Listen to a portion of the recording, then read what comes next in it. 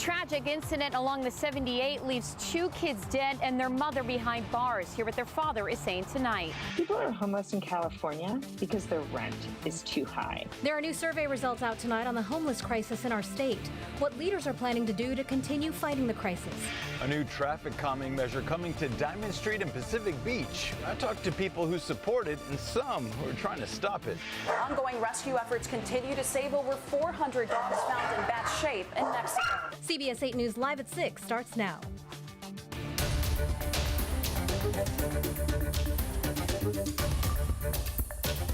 We have been tracking several fires that have broken out all across San Diego County this afternoon, and just within the past few minutes, a 4th fire just broke out. More on that fire in just a moment, but this is a look at where our crews have been tracking the flames all afternoon. The first one happened just after 1 p.m. in Boulevard, spreading to more than 30 acres. It's known as the Blackwood Fire. The second is near Interstate 8 in El Cajon. The latest fire, that 3rd one in Lakeside, just off Barona Road, that one is called the Wildcat Fire. Good evening. Thanks for joining us. I'm Marcella Lee. And I'm Jesse Cajon. Carlo's off tonight. Marcella told you about that 4th fire in Boulevard. That's the 2nd one there. Cal Fire officials say they are diverting some resources there right now. We're working to find out more as well. But for now, we want to head out to Lakeside. CBS 8's Regina Urita is live there. She's got the latest on the Wildcat Fire, as Cal Fire is calling it. Regina?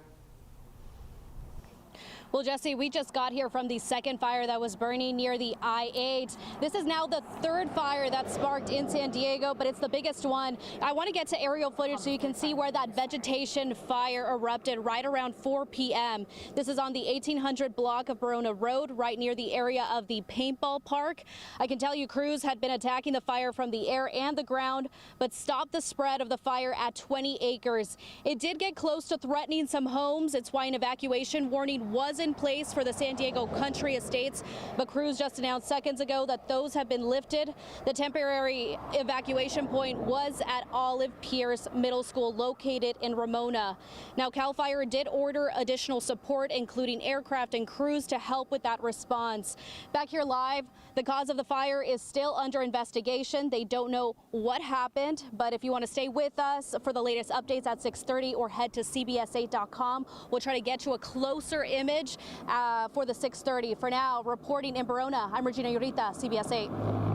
All right, Regina, thank you. This fire broke out along Interstate 8 near Main Street in El Cajon, causing lane closures in the area earlier this afternoon. We're told that freeway is now back open tonight, so that's great news. California Highway Patrol got reports about this fire just after 2 o'clock. El Cajon police had to evacuate homes on top of the hillside as a precaution, concerned that that fire was racing up the hill. Tonight, those orders have been lifted. At this time, the cause of the fire is still unknown. And fire crews are working in Boulevard after the first fire broke out near Blackwood and Old Mine Roads. That one happened around 1:15 this afternoon. Homes in the area were evacuated by Cal Fire. The fire was stopped spreading at 37 acres and no reports of anyone being hurt. Cal Fire says one outbuilding, though, was destroyed there.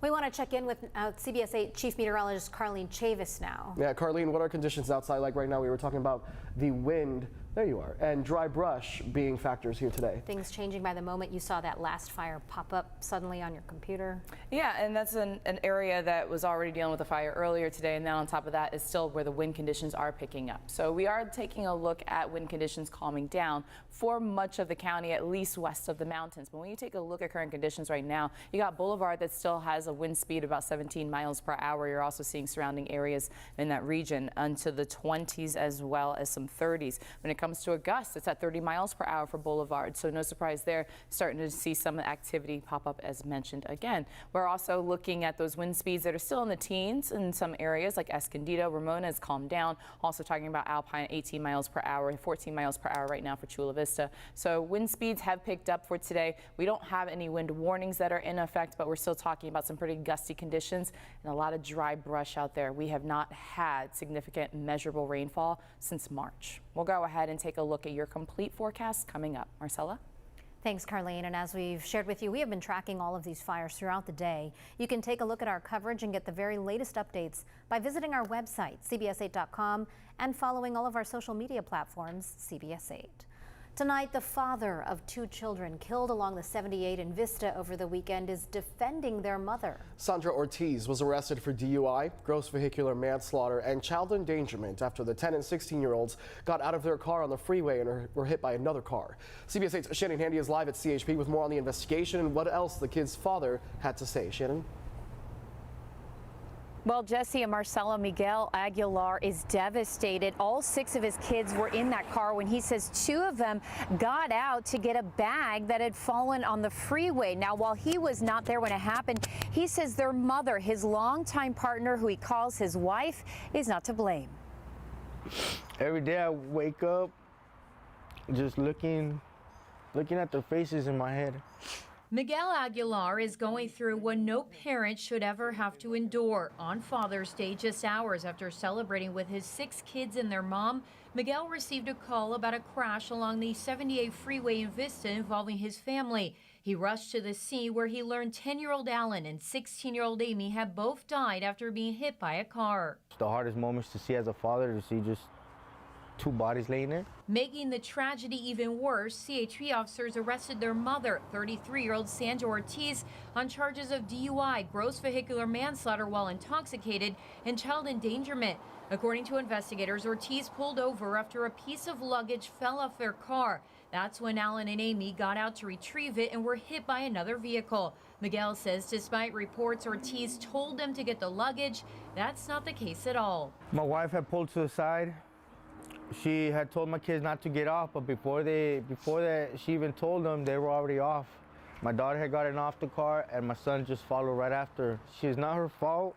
She has nothing but love for our kids, and right now she's in a place where she's alone, which I wish I could be with her. Ortiz is being held on $500,000 bail and will be arraigned on Thursday.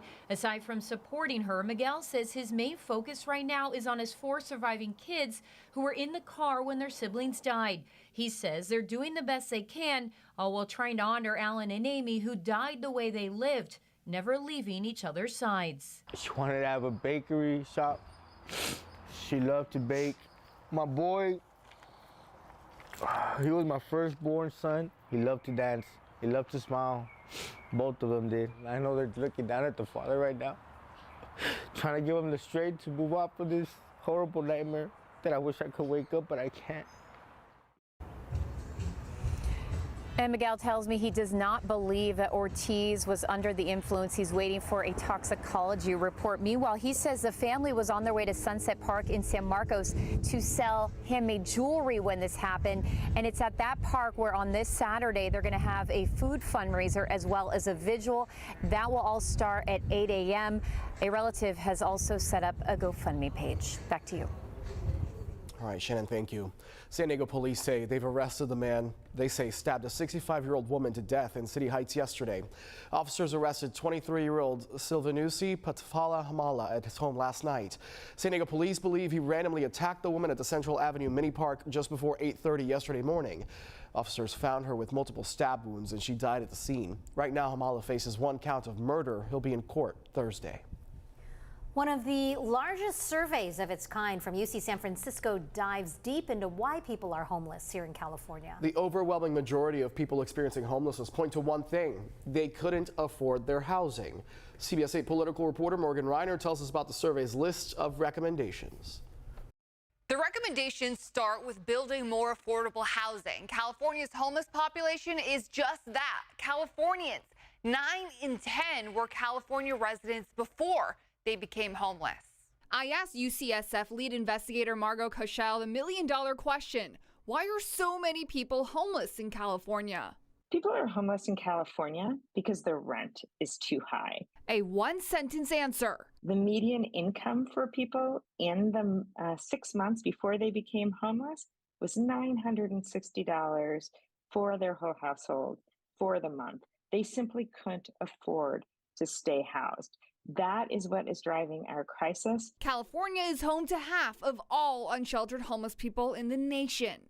What was really striking was that 45% of everybody was actively looking for work, and they simply couldn't find it.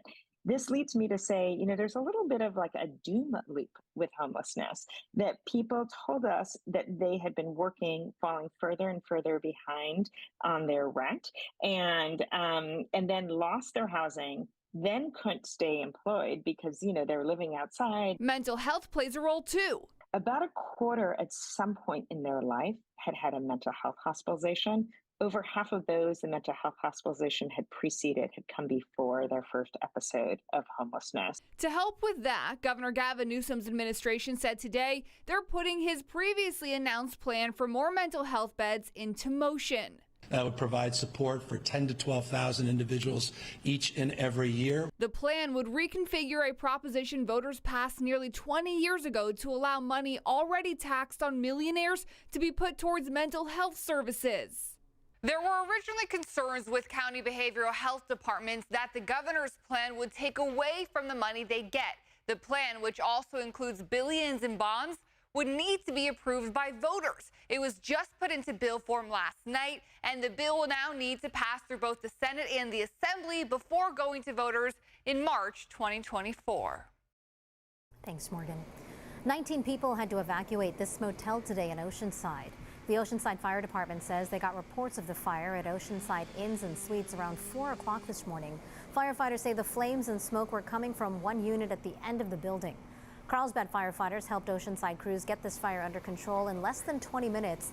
Fortunately, no one was hurt in the fire. Everyone was able to get out, even though it happened at 4 a.m. It was an abrupt morning wake-up call. The cause of that fire now under investigation. A debate is growing on Diamond Street over new traffic calming measures soon to be installed by the city. Some neighbors are meeting with their city council member tonight to try to put a stop to it. CBS 8's Brian White is working for you live in Pacific Beach tonight, where people have mixed feelings on this. Brian? Yeah, Marcella and Jesse, I'm here on the corner of Diamond Street and Faneuil Street, here where there's going to be bollards installed tomorrow, right here along the middle of this intersection. Now, that'll prevent cars from being able to go straight through. Instead, they'll have to make a right-hand turn, all in an effort to reduce the number of cars on this road. Diamond's being singled out. We have no idea why. The residents have not been asked. We do not need it. We do not want it. Some people living around here are not happy about the city's latest attempt to slow traffic on this street. We didn't know anything was coming. We weren't warned. We weren't asked. We weren't told about this at all. While others around here are eager to try anything that might make the street safer. As a resident, that doesn't bother me. I'm willing to make some adjustments in favor of public health and safety. The new bollards would prevent cars from using Diamond Street as an east-west cut-through, making them turn right to get off Diamond, while bicyclists and skateboarders could still pass through. I don't let my kids out in the front yard to play because of the speed with which people go down this street and the lack of attention they pay to any of the stop signs. If that can be improved, this becomes a safer spot for any of the children living on this street. During the pandemic, the city turned Diamond into a slow street, closing it down to through traffic, making more space for walking, biking, and other ways of getting around. The street was opened up again to cars this past January, but soon the city will be installing these bollards at two of Diamond's busiest intersections, at Faneuil and at Cass Street. Now the proposal to have the bollards only at a couple intersections, to me, represents a compromise. Catherine Sweet lives on Diamond, and she welcomes this idea. I walk my kid to school every day, and I see kids riding their bikes to and from school, and the bollards will just cut down the opportunities for interactions between people without a metal cage around them and people in cars. Some people who live one street over say that taking traffic off of Diamond will just push it over to their street. The traffic's got to go somewhere, so if you take it off of one street, it's going to go on the adjacent street, and frankly, we just weren't designed for that. Now, the city tells me installation begins tomorrow, with both intersections being completed within 2 days. And I'm also told that some of the neighbors may be out here protesting during the installation. Working for you in Pacific Beach, I'm Brian White for CBS 8. All right, Brian, thank you. Tonight, a pride flag is flying on the Sweetwater Union High School District's flagpole in Chula Vista. District leaders held a flag-raising ceremony this morning. It's the first time the Sweetwater Union High School District is honoring Pride Month by displaying the flag. The board passed a resolution to raise the flag just last week. Next, here on the 6 p.m. news, the charges President Biden's son Hunter is pleading guilty to after a 5-year Department of Justice investigation into his finances. And scientists are now wondering if orcas are getting revenge after several killer whales sank boats by slamming into them. Plus, prepping for extreme heat as summer temps start getting up there. The small details experts say could mean the difference between uncomfortable and potentially deadly heat.